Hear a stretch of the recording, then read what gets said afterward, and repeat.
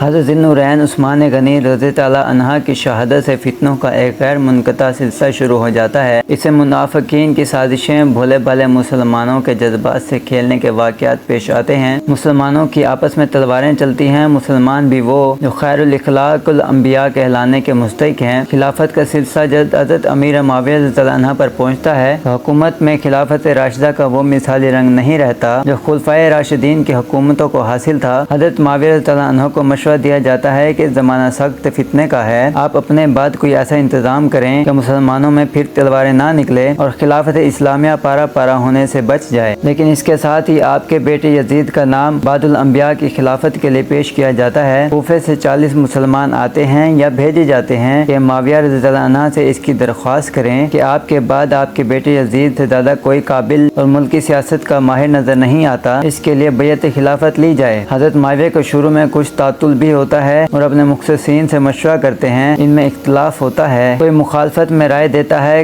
تو کوئی موافقت میں۔ یزید کا فسق و فجور بھی اس وقت کھلا نہیں تھا، بالآخر بیعت یزید کا قصد لے لیا جاتا ہے۔ اسلام پر بیعت یزید کا حادثہ شام اور عراق میں معلوم نہیں کس طرح لوگوں نے یزید کے لیے بیعت کا چرچا کیا اور یہ شہرت دی گئی کہ شام اور عراق، کوفہ و بصرہ یزید کی بیعت پر متفق ہو گئے۔ اب حجاز کی طرف رخ کیا گیا۔ حضرت امیر معاویہ رضی اللہ عنہ کی طرف سے امیر مکہ و مدینہ کو اس کام کے لیے مامور کیا گیا۔ مدینہ کا عامل مروان تھا، اس نے خطبہ دیا اور لوگوں سے کہا کہ امیر معاویہ ابو بکر اور عمر کی سنت کے مطابق یہ چاہتے ہیں کہ اپنے کے بعد یزید کی خلافت کے لیے بیعت لی جائے۔ عبد الرحمن بن ابی بکر کھڑے ہوئے اور کہا کہ یہ غلط ہے، یہ ابو بکر رضی اللہ عنہ و عمر فاروق رضی اللہ عنہ کی سنت نہیں بلکہ کسرا و کیسر کی سنت ہے۔ ابو بکر اور عمر نے خلافت اپنی اولاد میں منتقل نہیں کی، نہ ہی اپنے کنبہ و رشتہ دار میں۔ حجاز کے مسلمانوں کی نظریں اہل بیت پر لگی ہوئی تھی، خصوصاً حضرت حسین رضی اللہ عنہ پر، جن کو وہ باجا طور پر حضرت امیر معاویہ کے بعد مستحق خلافت سمجھتے تھے۔ وہ اس میں حضرت حسین رضی اللہ عنہ، حضرت عبداللہ بن عمر، حضرت عبد الرحمن بن ابی بکر، عبداللہ بن زبیر، عبداللہ بن ابی عباس کی رائے کے منتظر تھے کہ وہ کیا کرتے ہیں۔ ان حضرات کے سامنے اول تو کتاب و سنت کا یہ اصول تھا کہ خلافت اسلامیہ خلافت نبوت ہے، اس میں وراثت کا کچھ کام نہیں کہ باپ کے بعد بیٹے کو